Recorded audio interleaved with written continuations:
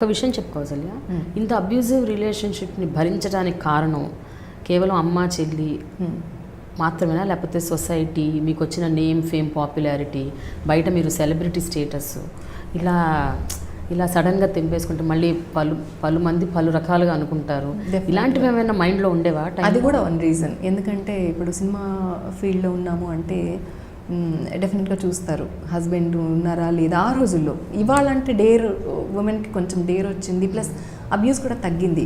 సింగిల్గా ఉందని అడ్వాంటేజ్ తీసుకోవడము అలాంటిది కొంచెం తగ్గింది కంపారిటివ్లీ ఇప్పుడు అని నేను అనుకుంటున్నాను. ఎందుకంటే కొంచెం ఉమెన్ ధైర్యంగా ఉంటున్నారు, చిన్నపిల్లలు ధైర్యంగా ఉంటున్నారు, మొహం మీద మాట్లాడే ధైర్యం ఉంది. అదివరకు అట్లా లేదు కదా. అమ్మో డివోర్సీ అంటే మళ్ళీ వాల్యూ ఇస్తారో లేదో, వెబ్సైట్లో రాసేస్తారు, అందరూ మాట్లాడేస్తారు దీని గురించి, అన్ని చోట్ల మన పేరు వచ్చేస్తుంది. నాకు చాలా భయం. అసలు ఏదైనా వెబ్సైట్లో ఇలా నా గురించి వచ్చింది అంటే నా గుండె కొట్టుకునేది నాకు వినిపిస్తుంటుంది, దడా దడా దడా దడా అని. నేను ఏమో చూడ్డానికి అపియరెన్స్ నాది చాలా గట్టిగా ఉంటానని చెప్తూ ఉంటారు అందరూ, కానీ లోపల నేను వేరే. అందుకే మా చెల్లెలు అంటుంది, నువ్వు మాట్లాడక ఎక్కడికి వెళ్ళినా, నువ్వు అలా కామ్గా కూర్చున్నావు అంటే చాలా నీ అపియరెన్స్ చాలా ఇదిగా ఉంటుంది. గుంభనంగా కూర్చుంటే గంభీరంగా అనుకుంటారు, కానీ లోపల మాత్రం ఏదో రగులుపోతుంటుంది. డోర్ ఇప్పానంటే ఏం లేదు, ఈ అమ్మాయి దగ్గర అయ్యా మనం అనుకున్నంత ఏం లేదే, ఊరికనే చాలా కలిసిపోతుంది అని తెలిసిపోతుంది. అందుకని నువ్వు అస్సలు నోరిప్పద్దు అని చెప్తూ ఉంటుంది. నువ్వు సేఫ్గా ఉండాలంటే నీకు భయం వేసే ప్లేసుల్లో నోరిప్పద్దు. నీకు మంచి సర్కిల్ ఉంటే go on, just go speak out. Good suggestion. Yeah, she knows me very well. నాకంటే 1 year చిన్న, కానీ ఎన్నో సంవత్సరాలు పెద్దలాగా నాకు ఒక గైడ్, ఒక friend, more than a friend, ఒక సిస్టర్, అట్లా అనమాట. బట్ ఎంతకాలం అవుతుంది యాక్చువల్గా మీరు అంటే ఇంకా డివోర్స్ తీసుకోవాలి అని డిసైడ్ చేయటం? 6 years. అది ఇనిషియేటివ్ ఎవరి నుంచి వచ్చింది, మీ నుంచా తన నుంచా? ఇనిషియేటివ్ అంటే అతను ఫస్ట్ కేసు తనే వేసాడు. ఏమని వేసాడు అంటే, నాకు నా భార్య కావాలి, కాంజుగల్ రైట్స్ వేసాడు. నా భార్య నాకు కావాలి, తను ఇంట్లోకి రానివ్వట్లేదు అని వేశాడు. విషయానికి వస్తే తనే నువ్వు ఇంట్లోంచి వెళ్ళిపో అన్నాడు. నేను వెళ్ళిపోలేదు కాబట్టి అతనే ఇంకా అప్పుడప్పుడు వచ్చి టార్చర్ చేస్తూ వెళ్తున్నాడు అనమాట. సో అప్పుడు నేను అడ్వకేట్ దగ్గరికి వెళ్ళి ఏం చేయాలో చెప్పండి, ఇంటికి వస్తున్నాడు. తర్వాత మా పెద్దవాళ్ళు మళ్ళీ మా పెళ్లి పెద్దలు ఎవరైతే నెక్స్ట్ టైం నీకు ప్రాబ్లం వస్తే చూసుకుంటా అన్నారు, వాళ్ళు వైఫ్ అండ్ హస్బెండ్ కూడా వచ్చి కూర్చొని అసలు ఏంటి మాట్లాడదామని వస్తే అతను వర్బల్ అబ్యూజ్ వాళ్ళతో మాట్లాడేటప్పుడు నా గురించి చాలా నీచంగా మాట్లాడితే వారి కోపం వచ్చి నువ్వు ఇట్లా అంతా మాట్లాడద్దు, అమ్మాయిని మేము చూసాము, పెళ్ళైనప్పటి నుంచి చూసాము, ఆ అబ్బాయి అయ్యప్ప మాల వేసుకుని వాళ్ళ ఫ్రెండ్స్ వస్తే అందరికీ వంట చేసి పెడతాను నేను మడి కట్టుకుని. వినాయక చవితి వస్తే వినాయక చవితికి ఎన్ని వంటలు చేయాలో అన్నీ అలోన్గానే చేసి అన్నీ నైవేద్యం పెడతాను. ఏ రిచువల్స్ అయినా ఎలాంటిదైనా ట్రెడిషనల్గా ఇంట్లో అభిషేకం అవుతే ఇంట్లో నేనే వంట చేస్తాను, అమ్మ నేను కలిసి చేసేవాళ్ళం. చాలా వరకు ఎక్కడ కూడా అసలు ఒక సింగర్గా నేను ఏ రోజు ఇంట్లో బతకలేదు. తనకి ఎలా ఇష్టం అంటే ఒక 200 రూపాయల కాటన్ చీర కట్టుకోవాలి, ఇంట్లో కట్టుకున్నాను. మళ్ళీ తనే చూడలేకపోయి పనమ్మాయికి నీకు తేడా తెలియట్లేదు, ఇప్పు పో వేరే తీసుకో అని అంటే సరే అని మళ్ళీ ఒక నిలువు బొట్టు పెట్టుకోవాలా రౌండ్ బొట్టు పెట్టుకోవాలా అనే చోట నా చాయిస్ కాదు. సూట బంధానికి నువ్వు నిలువు బొట్టు పెట్టుకోవాలి, ఈరోజు పాము బొట్టు పెట్టుకోవద్దు, జన్మలోనే పెట్టుకోవద్దు. ఈరోజు పెట్టుకున్నాను ప్రేమ, నేను నా చాయిస్ ఈరోజు. నువ్వు నిలువు బొట్టు పెట్టుకోవాలి దీనికి. ఏదైనా కొంచెం వెస్ట్రన్ టింజ్ ఉన్న డ్రెస్లో నేను చూస్తాడు నేను ఏ బొట్టు పెట్టుకుంటున్నాను, అక్కడ కావాలని పని మీద వచ్చి ఇది కాదు అదే పెట్టుకో. అదేదో ఒక రకమైన సాడిజం. ఒక దీపావళి రోజు నా చైన్ ఇలా మెలిపెడితే ఇలా పట్టుకొని మొత్తం నా అపార్ట్మెంట్ అంతా వినపడింది నా వాయిస్. ప్రతి దీపావళికి ఎందుకో తెలియదు కానీ ఫస్ట్ టైం పెళ్ళైన 16th day కొట్టాడనేది కూడా అది దీపావళి ఈరోజు. అలా ఏదో ఒక గొడవ అవుతూనే ఉండేది, దానికి రీజన్ నాకు తెలియదు. అంటే దీపావళి కాని రోజుల్లో కూడా అబ్యూజ్లు అయినాయి, కొట్టడాలు కూడా అయ్యాయి. బట్ దీపావళి వస్తుందంటే నాకు ఒక ఫోబియా వచ్చేది. ఆ చెయ్యి నాకు అసలే ఆర్థరైటిస్లో నాకు చిన్నప్పటి నుంచి ఈ చెయ్యి కొంచెం ప్రాబ్లం ఉంటూ నొప్పి వస్తూ ఉండేది. బట్ ఈ జాయింట్ ఎంత ప్రాణం పోయినంత బాధేసింది ప్రేమ.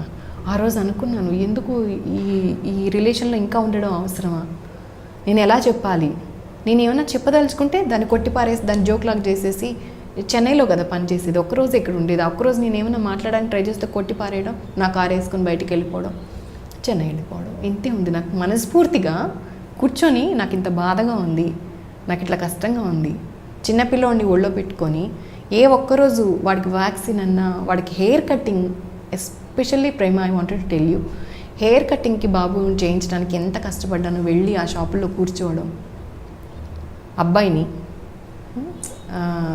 ఫస్ట్ బేబీగా ఉన్నప్పుడు నేనే చేసేదాన్ని వాడికి, ప్రతి కేర్ కూడా బాబుకి నేనే, పుట్టిన దగ్గర నుంచి కూడా. నాకు అర్థం అవ్వలేదు, అంత ఇంట్రెస్ట్ లేకపోతే ఎందుకు ఉండాలి దీంట్లో. సో అలా అనుకుంటునే టైంలో తనకి తనే ఇలా డిస్టర్బెన్సెస్ స్టార్ట్ చేసి తనకి తనే వెళ్ళిపోయాడు. వెళ్ళిపోవడానికి తన ఇంట్లోంచి వెళ్ళిపోయాడు, కానీ కోర్టులో వేసింది మాత్రం తనే నన్ను ఇంట్లోంచి వెళ్ళగొట్టింది.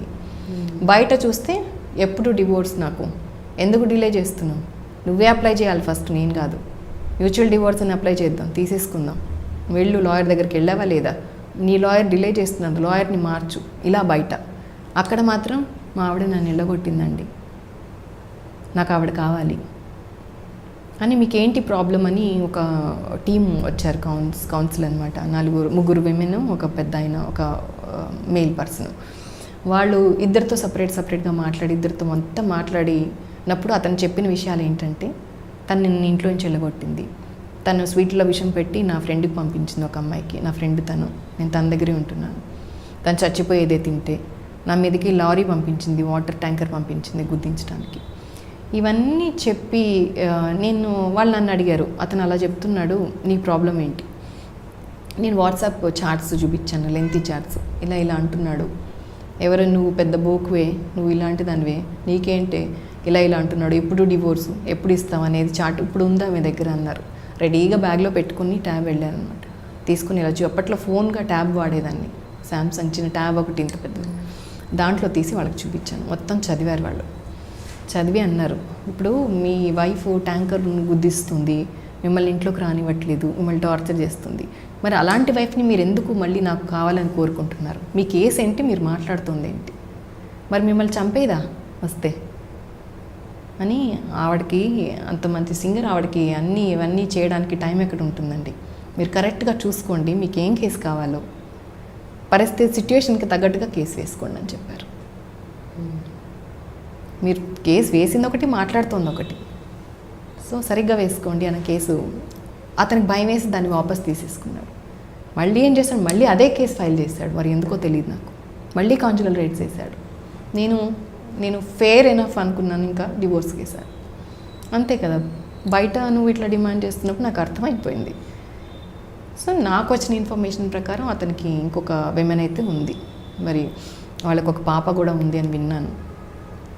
నా కొడుకు కళ్ళతో చూశాడు, దీపావళికి వస్తా అని చెప్పి ఒక ఫోన్ చేశాడు, బాబుకి బట్టలు కొనాలి. నేను అనుకున్నాను, మేబీ కొడుకు ప్రేమ ఉందేమో, వాళ్ళని ఎందుకు విడదీయాలి, మేబీ రిలేషన్ ఇప్పుడు డివోర్స్ అయినా కూడా కోర్టు చెప్తుంది, వాళ్ళకి రైట్ ఉంటుంది, ఫాదర్ వెళ్ళి చూస్తారు. కొన్ని హెల్దీ రిలేషన్షిప్స్లో కూర్చొని మాట్లాడుకొని చక్కగా పేరెంట్స్గా వాళ్ళు బాగుంటారు. వైఫ్ అండ్ హస్బెండ్గా దూరంగా ఉన్నా కూడా పేరెంట్స్గా బాగుంటారు, అంత మెచ్యూరిటీ ఉంటుంది కొన్ని రిలేషన్. అలాంటిది నేను ఎక్స్పెక్ట్ చేశాను, కానీ అది జరగట్లేదు. బట్ పోనీలే బట్టలన్నా కొని పెడతాడు అనుకున్నాను. కిందకి వెళ్తే కట్ చేస్తే కింద కారులో వాళ్ళిద్దరు ఉన్నారు, ఆవిడతో సహా వచ్చాడు. సో బాబు వెనక సీట్లో కూర్చుని వాళ్ళిద్దరిని చూసి, వాళ్ళిద్దరు ఇంటిమసీని, అంటే పిల్లలకి ఒక రకమైన పాజిటివ్నెస్ ఉంటుంది. ప్రేమ అమ్మ ప్లేస్లో వేరే అమ్మాయి ఉంది, అందులో అంత లవింగ్ సన్. వాడికి నేనంటే ప్రాణం, నాకు వాడంటే ప్రాణం. వాడికి చాలా పెయిన్ అయిపోయింది.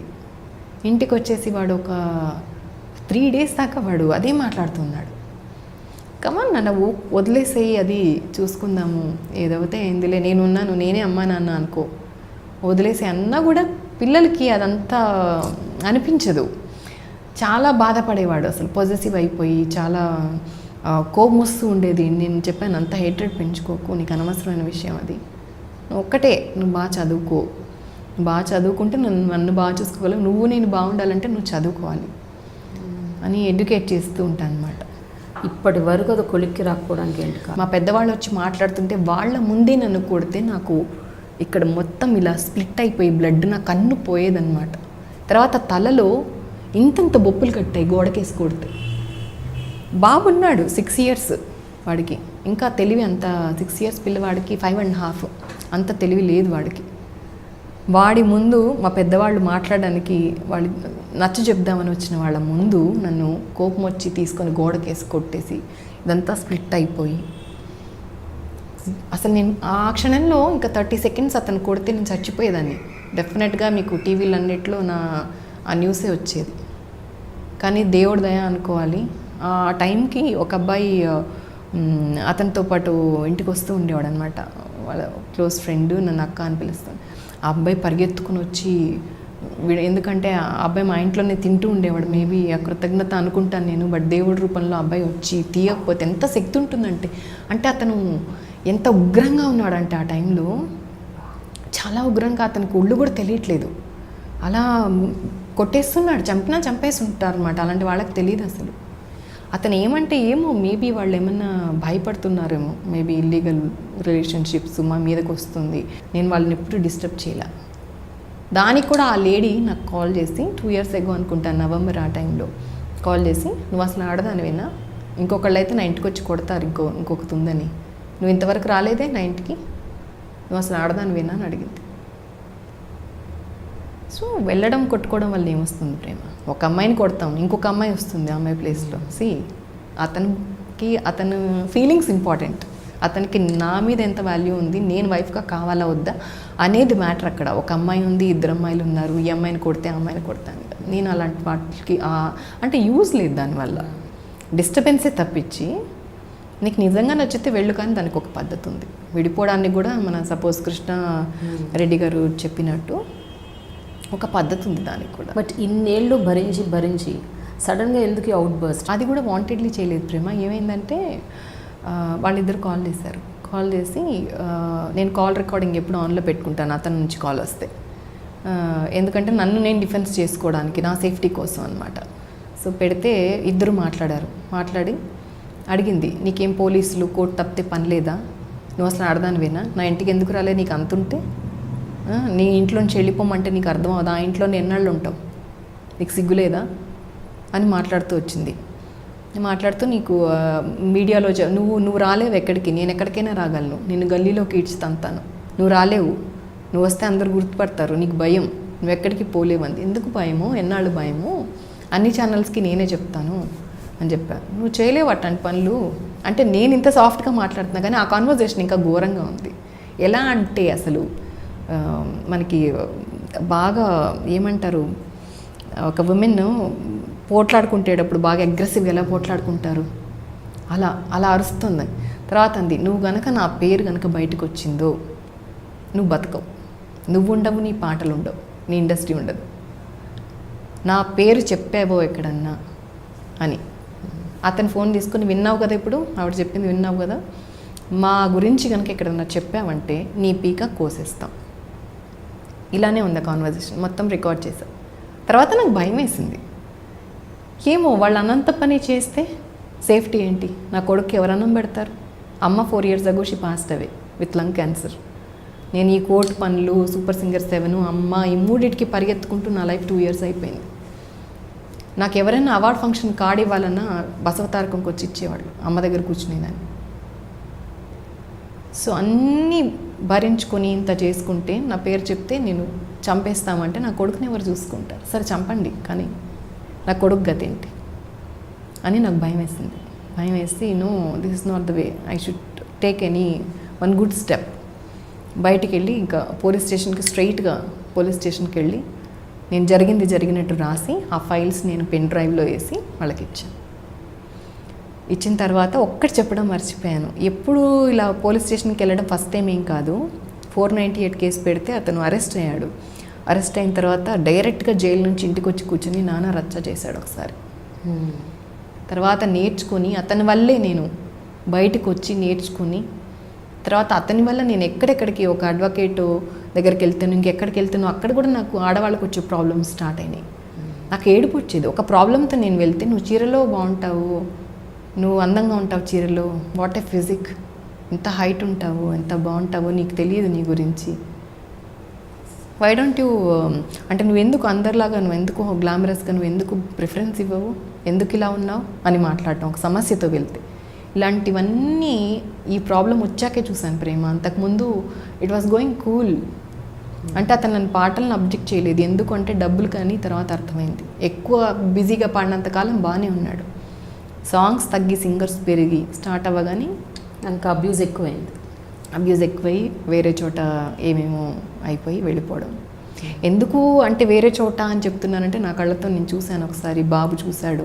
తర్వాత ఆ ఇంటి మీద అప్పు చేశాడు మాకు తెలియకుండా బయట నుంచి. అంటే నేనే అతని పేరు మీద పెట్టాను. ఆ ఇంటి మీద ఆల్రెడీ అప్పు చేసేసి నేను అప్పు కట్టను, మీరు దాన్ని ఆప్షన్లో వేసుకోండి, సో దట్ మేము ఎవిక్ట్ అయిపోతామని చెప్పి. సో అన్ని రకాలుగా మమ్మల్ని మోసం చేయొచ్చు, ఎన్ని రకాలుగా హెల్ప్లెస్గా చేయొచ్చు, అన్ని రకాలుగా చేసేసాడు. బట్ స్టిల్ ఎంత పడితే అంత లేస్తూ, అంత తుడుచుకుంటూ, అంత ధైర్యం తెచ్చుకుంటూ, పిల్లోడు ముందు కన్నీళ్ళు మొత్తం కుక్కేసుకుంటూ. నాకు కొంతమంది మెసేజెస్ ఇస్తారు ప్రేమ, ఏమని annoyingly, but don't forget to carry a smile on your face. Situations will give you an examination, but don't give up అని ఇట్లాంటివేవో డైలీ మెసేజ్ వాళ్ళు ఏం మామూలుగా ఇస్తుండొచ్చు, కొన్ని నాకు సైన్లుగా అనిపిస్తాయి అన్నమాట. కరెక్ట్గా ఆ సిచ్యువేషన్కి నీ లైఫ్ అప్పీలింగ్ ఉంటే అవన్నీ చూసుకొని ధైర్యం తెచ్చుకొని రకరకాలుగా నన్ను నేను ప్రిపేర్ చేసుకొని. ఒక ఫ్రెండ్ చెప్పింది, సెల్ఫ్ పిటీని పక్కన పెట్టాలి నువ్వు. దాని గురించి అంతకుముందు ఆలోచించేదాన్ని కాదు. తర్వాత నాకు ఆ సెల్ఫ్ పిటీ అనే దాని మీద కాన్సన్ట్రేట్ చేస్తే నాకు కన్నీళ్ళన్నీ లోపలికి వెళ్ళిపోయాయి, కొంచెం ధైర్యం వచ్చింది. తర్వాత నేను కొంచెం ఒక స్ట్రెంగ్త్ ఉన్న మనిషి. నేను అంతకుముందు నా అపీరెన్స్ అలా ఉండేదేమో కానీ I was so innocent and చాలా హెల్ప్లెస్, చాలా డిపెండెంట్. ఇప్పటికీ కూడా నాకు మంగళసూత్రాలు అంటే చాలా ఇష్టం, నాకు నల్లపూసలు అంటే చాలా ఇష్టం, మట్టెలు అంటే చాలా ఇష్టం. కానీ అతను ఇలా పట్టుకొని, అంటే రాగి తీగతో ఉన్నాయని కట్టింగ్ ప్లేయర్తో ఇట్లా కట్ చేసి తీసుకెళ్ళిపోయాడు. ఎందుకు అని అంటే మేబీ ఇంకో రిలేషన్లో కట్టి ఉండొచ్చు, but I can understand. But ఒకటే బాధ ఏమంటే ఇష్టం లేదు అని అంటే కొంచెం బాగా ట్రీట్ చేస్తే బాగుండేది. ఉమెన్ కదా, భరించలేరు, అంత అబ్యూస్ని భరించలేరు. మరి కొట్టిన రోజు నోరు మూసుకున్నా, ఏం చేసినా నోరు మూసుకున్నా. కానీ మంగళసూత్రం కట్ చేసిన రోజు ఎక్కడైనా టేక్ ఇట్ ప్రేమ. ఇప్పటికన్నా గుర్తొస్తే శ్రావణ మాసం వస్తే బాధేస్తుంది నాకు.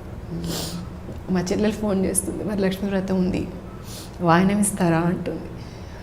ఎందుకే నేను అంటాను, ఏం చూసిస్తావు? బట్ స్టిల్ అంతా అయినా ఉమెన్ లాగే ఫీల్ అవుతున్నాను. చూడు, ఐఎమ్ నాట్ చేంజింగ్. అంటే ఏంటో ఏమో ఇండియన్ ఉమెన్కి ఇట్లా ఉంటారేమో మరి, ఐ డోంట్ నో. చాలా ఫెమినిటీ ఉంది, which is of no use.